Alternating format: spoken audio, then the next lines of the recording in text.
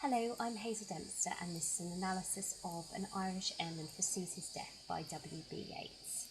This poem was written in 1918, so just at the end of World War I, and it's a dramatic monologue told from the perspective of an Irish airman just moments before his death in the skies.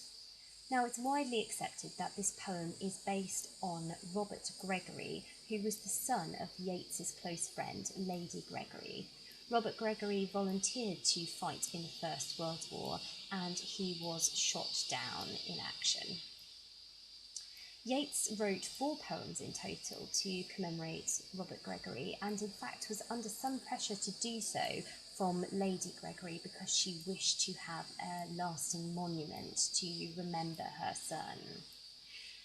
In this poem, Yeats imagines Robert Gregory's final moments before his death in the skies.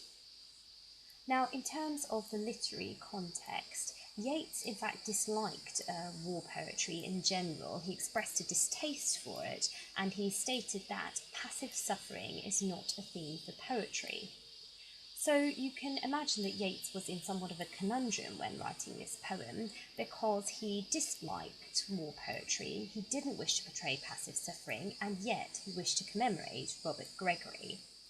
So in this poem, Yeats resolves this by, instead of portraying Robert Gregory as a passive victim in the midst of war, he somehow transforms him into a hero who is imbued with foresight and control over his situation.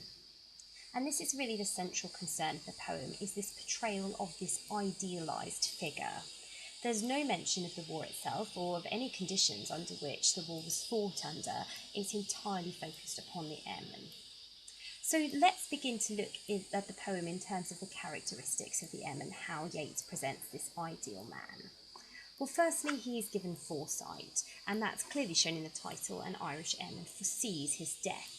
He's given a kind of godlike omniscience. And this is continued in the first 2 lines of the poem. So if we turn to those now, they read, "I know that I shall meet my fate somewhere among the clouds above."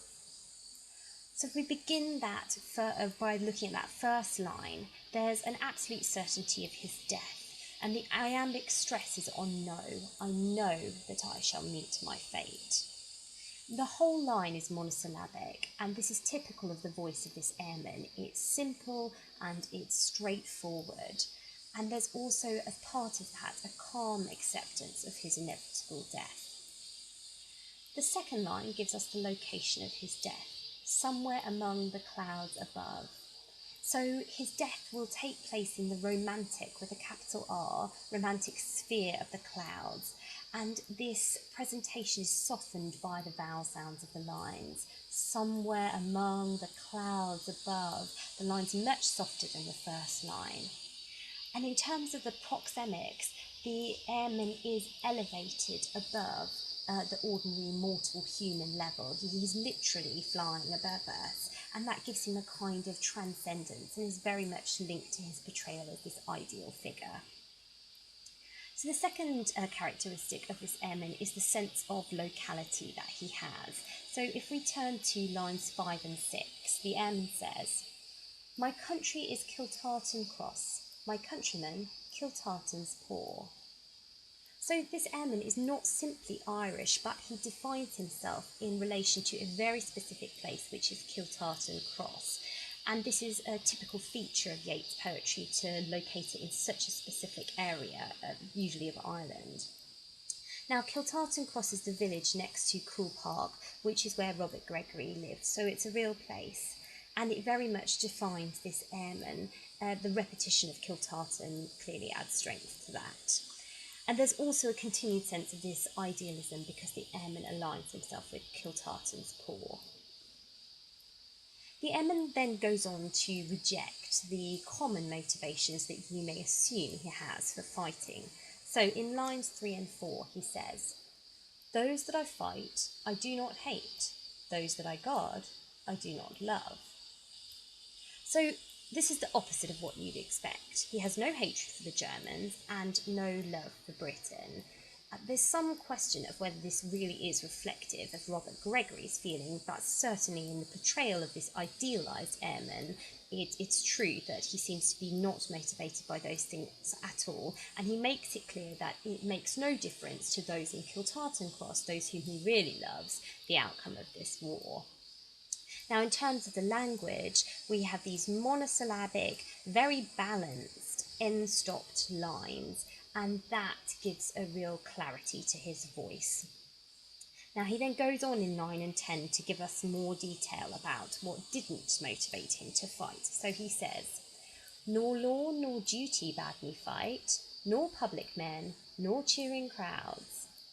So he gives us a sort of list of dismissal of the typical political and social reasons that you may assume that someone would volunteer to fight in the war.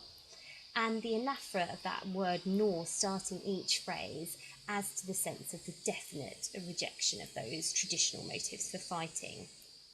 Now, these lines precede the airman's real reason for fighting, and he gives it to us in lines 11 and 12. He says, "A lonely impulse of delight drove to this tumult in the clouds." So syntactically, what drives him is delight, the simple joy of flying, and Yeats attributes this pure romantic impulse to this airman.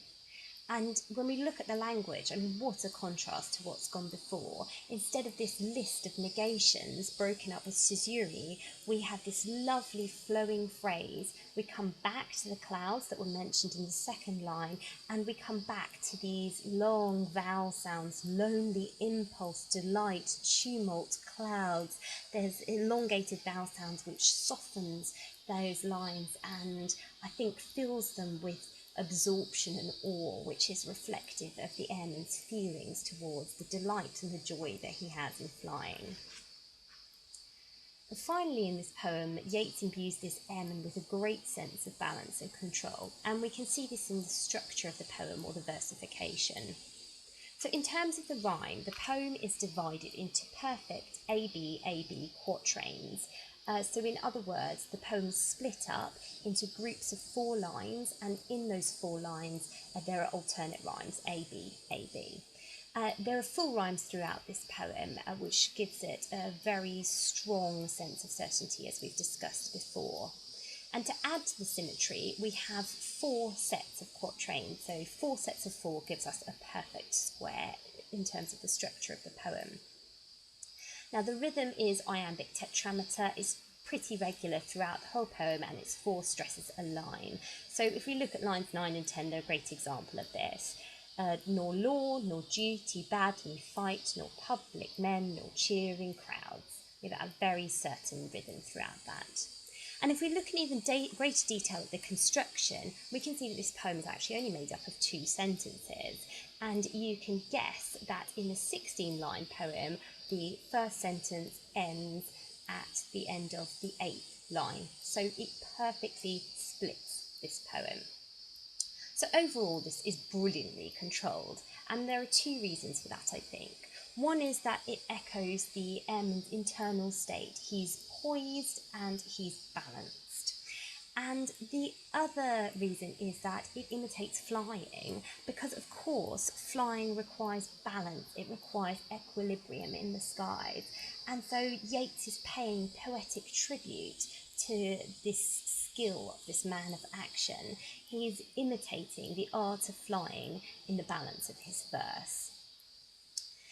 This sense of balance is strengthened in the last quatrain of the poem, the last 4 lines, and I think these also end the poem with a calm reflection at the moment of death. So if we look at those: "I balanced all, brought all to mind. The years to come seemed waste of breath, a waste of breath the years behind, in balance with this life, this death." I think it would be easy to misinterpret this phrase as negative, particularly if you took the word in isolation and just looked at waste of breath. But I think that in fact this is a moment of perfect harmony. He has an utter absorption in activity, a noble acceptance of death, and a clarity of understanding. and I think that the evidence of this interpretation is in the perfect symmetry of these lines. So let's look closely at the end of the poem. So in line 13 he says, "I balanced all, brought all to mind." And here the caesura exactly splits the line in half. So if you count the syllables, you'll see that it splits it exactly. We also have alliterative patterns of sound here. Balanced all, brought all. So B-A, B-A, adding symmetry. Then in lines 14 and 15, the years to come seem waste of breath, a waste of breath, the years behind. This is an example of chiasmus, where the syntax of a phrase is reversed. So the years to come seem waste of breath, a waste of breath, the years behind. We get an inversion there. And this portrays, I think, the reflective order of the airman's mind. And finally, in line 16, in balance with this life, this death. Now here the caesura measures the moment between life and death. Now, if we look at the quatrain as a whole, we see that there are patterns of repetition throughout. So in line 13 we have balanced, and in line 16 we have balance. So it's actually enveloping the quatrain in balance. And in the enclosed lines 13 and 14, as you'd expect in the chiasmus, there are going to be repetitions. So we've got years, years, breath, breath. And finally we finish on the opposition of life and death. So overall, in this last quatrain, we really see this proportioned, harmonious pattern of language that draws the poem to a masterful close, and it's the final presentation we have of this ideal man of action. So if you're interested in this poem, you may also like to read two poems that are published in the same volume, The Wild Swans at Cool. And the first poem is The Fisherman. Yeats also looks at an ideal in this poem, this time entirely imaginary, as he makes very clear, but also a skilled man of action. And you may also like to read Wild Swans at Cool because it's centred on Cool Park, which is the estate of the Gregory family. So I hope you found this analysis useful. I'll be doing more of these video tutorials, and I do hope you'll be able to join me.